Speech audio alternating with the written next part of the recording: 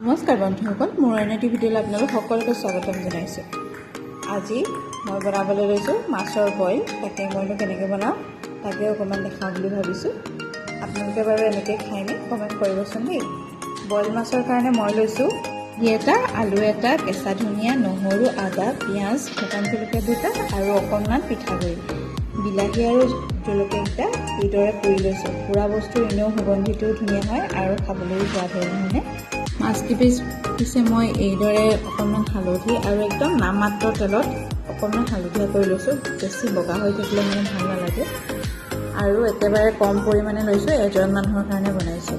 আদা আৰু নহৰু জলকীয়াৰ সৈতে এইদৰে পেষ্ট বনাই লৈছোঁ আৰু বিলাহীটো পুৰি হৈ যোৱাৰ পিছত এইদৰে পিটিকি লৈছোঁ।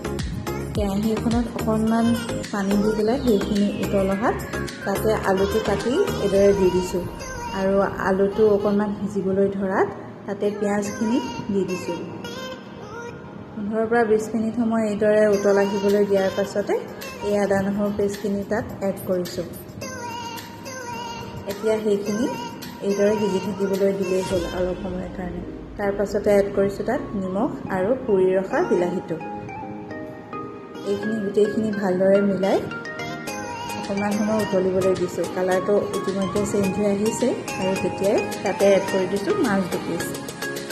পিঠাগুড়িখিনি এনেকৈ পানী অকণমান দি ঘোল বনাই লৈছিলোঁ। এইদৰে মাছত এনেকৈ পিঠাগুড়িখিনি দি দিছোঁ যাতে অকণমান থুপথুপীয়া নিচিনা হয়। জোলকণ ডাঠ হ'লে খাবলৈ ভাল হয়। অলপ সময় এইদৰে উতল আহিবলৈ দিয়াৰ পাছত কালাৰটো বৰ ধুনীয়া হৈ আহিলে আৰু তেতিয়াই এড কৰিছোঁ কাটি থোৱা কেঁচা ধনিয়াখিনি। এইদৰে এবাৰ খাই চাবচোন আৰু কেনে পালে জনাব দেই। আজিলৈ আহিছোঁ তেন্তে, ধন্যবাদ।